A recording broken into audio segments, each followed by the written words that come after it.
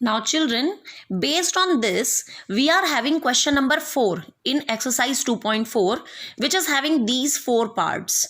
We have to use splitting the middle term to factorize these polynomials. देखिए children, यहाँ पर कहीं नहीं लिखा है कि using the splitting the middle term. You can also use identities. आपने जो 2.5 में आइडेंटिटीज पढ़ी हैं, आप उनका भी यूज कर सकते हो अगर वो यहाँ यूज हो रही हैं तो. इन चारों पार्ट्स में किसी में भी आइडेंटिटी यूज नहीं हो रही है. That's why we are using splitting the middle term method. और splitting the middle term method केवल तभी लगेगा जब पॉलिनोमियल 2 डिग्री का हो. अगर पॉलिनोमियल 2 से ज्यादा डिग्री का है तो हमें केवल और केवल फैक्टर थ्योरम का ही यूज करना है, जो कि हम इस वीडियो के जस्ट बाद आपको बताएंगे.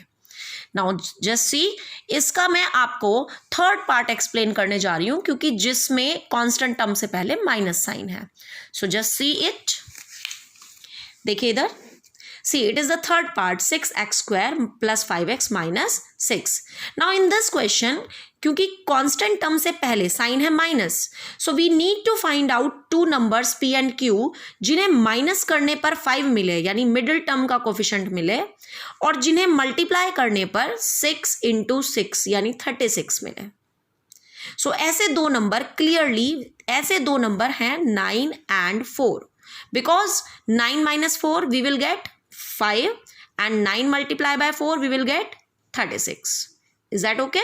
So we will replace our middle term coefficient 5 by 9 minus 4. Just see it. ये देखिए, that was the question and we are replacing this 5 by 9 minus 4. Now open the bracket. When we open the bracket we will get 6x square plus 9x and minus 4x. क्यों? Because there is plus sign before the bracket. So we will not change the sign. Now from first 2 terms we can take 3x as common. तो यहाँ क्या बचेगा? 2x और यहाँ क्या बचेगा? 3. Now last 2 term में से ऐसा क्या कॉमन लें कि हमें सेम ब्रैकेट मिले? सो क्लियर है कि अगर हम लास्ट 2 टर्म में से माइनस साइन कॉमन ले लें तो अंदर ब्रैकेट में प्लस साइन बचेगा, और अगर 2 भी कॉमन ले लें तो हमें सेम ब्रैकेट मिलेगा. So we will take -2 common from the last 2 terms, we will get this line. Now from these 2 terms we can take this bracket as common. So यहाँ बचेगा 3x minus 2 within the second bracket, and these 2 brackets are the 2 factors of given polynomial. Hope you understand. So इसमें जो 2 parts हैं उनमें constant term plus sign के साथ है, और 2 क्वेश्चंस ऐसे हैं जिसमें constant term माइनस साइन के साथ है. तो जब आप PDF देखेंगे इसकी तो you can better understand. So after this video you have to try these questions. ये questions हमने आपको NCERT एग्जाम्पलर से दिए हैं.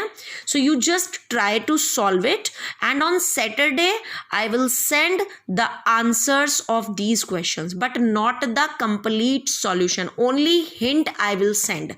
Like I can tell you the 2 numbers which you can use in these questions, and after that the answer, so that you can check your answer. So keep on trying these questions, and no need to do all the questions on the same day.